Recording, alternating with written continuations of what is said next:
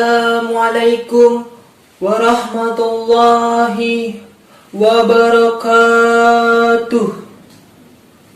Alhamdulillahirabbil alamin wa bihi nasta'in wa ala umuri dunya wahdin wassalatu wassalamu ala asrafil anbiya'i wal mursalin wa ala alihi wa sahbihi ajmain, amma ba'du. Puji kita panjatkan kehadirat Ilahi Rabbi. Puja kita panjatkan kehadirat Allah yang Maha Kuasa. Dan juga syukur kita haturkan kepada yang Maha Ghafur, yang telah menciptakan alam semesta ini, langit, bumi, dan makhluk yang ada di dalamnya. Salawat beserta salam kita haturkan kepada insan yang agung, yang diagungkan oleh Maha Agung, insan yang mulia, yang dimuliakan oleh Maha Mulia, yakni baginda kita Nabi besar Muhammad sallallahu alaihi wasallam, yang sama-sama kita hormati dan kita muliakan para dewan juri yang arif dan bijaksana, yang mudah-mudahan mendapatkan maghfirah Allah Rabbul Alamin. Amin amin ya Rabbal Alamin. Dalam kesempatan yang berbahagia ini, perkenalkan, nama saya Muhammad Fahrul Roji. Saya akan menyampaikan sebuah pidato yang berjudul tentang peran pemuda untuk mengisi kemerdekaan ini. Bapak Insinyur Soekarno pernah berkata, "Beri aku 1000 orang tua, maka aku cabut Semeru sampai ke akarnya. Dan beri aku 10 orang pemuda, maka akan guncangkan dunia."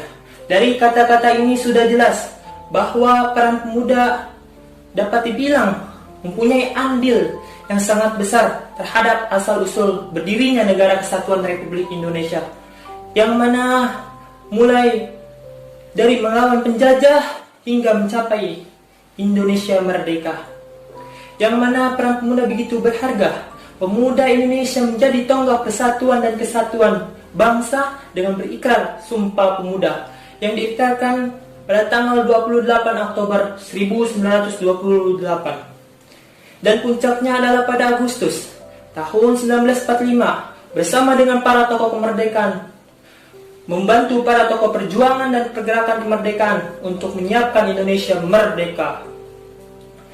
Dan tepat pada 17 Agustus 1945, kita dapat mendengarkan proklamasi kemerdekaan ini yang dibacakan oleh Bapak Insinyur Soekarno dan didampingi oleh Dr. Andes Muhammad Hatta.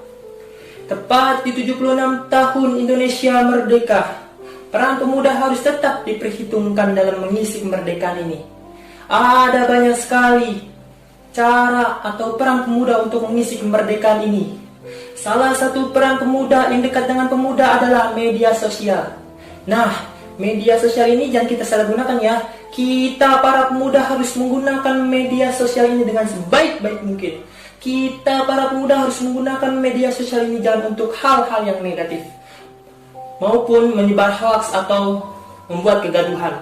Kita para pemuda harus men-share hal-hal yang baik yang dapat terpercaya. Peran kedua yang dapat dilakukan oleh para pemuda untuk mengisi kemerdekaan ini adalah dengan semangat belajar. Kita para pemuda harus semangat belajar untuk menggantikan para posisi pemimpin saat ini. Tetapi ada satu hal yang lebih penting dari semangat belajar, yaitu adab. Rasulullah bersabda, "Al-adabul fawqal ilmi", adab itu di atas ilmu. Jadi sebaik-baiknya orang berilmu tidak akan baik jika dia tidak beradab. Berilmu itu harus, tetapi beradab itu wajib. Pemuda Indonesia saat ini banyak yang berprestasi di dunia internasional. Contohnya seperti Olimpiade Tokyo yang menjuarai berbagai ajang bergengsi.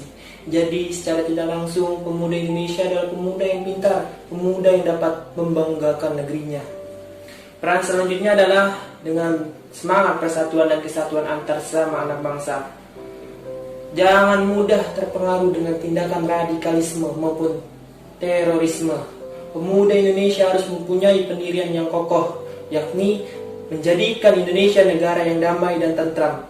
Bangsa yang kokoh dan bangsa yang kuat adalah bangsa yang bersatu. Bapak Insinyur Soekarno pernah berkata, "Negara Republik Indonesia bukan milik suatu golongan bukan milik suatu agama, bukan pula milik suatu suku ataupun milik suatu golongan adat istiadat, tetapi milik kita semua dari Sabang sampai Merauke. Peran terakhir adalah dengan berpegang teguh pada jati diri bangsa Indonesia, yaitu kebudayaan. Peran pemuda harus dapat menjadikan kebudayaan bangsa Indonesia menjadi suatu kebiasaan dan harus bisa terkenal ke dunia internasional. Mencintai dan melestarikan kebudayaan bangsa Indonesia adalah kunci untuk menjadi jati diri kaum pemuda Indonesia. Kita tidak usah malu untuk menggunakan berbahasa Indonesia, menggunakan batik, menggunakan pakaian adat tradisional. Dari Sabang sampai dengan Merauke, sangat banyak sekali suku bangsa dan banyak sekali adat istiadat yang harus kita pelajari dan yang harus kita banggakan.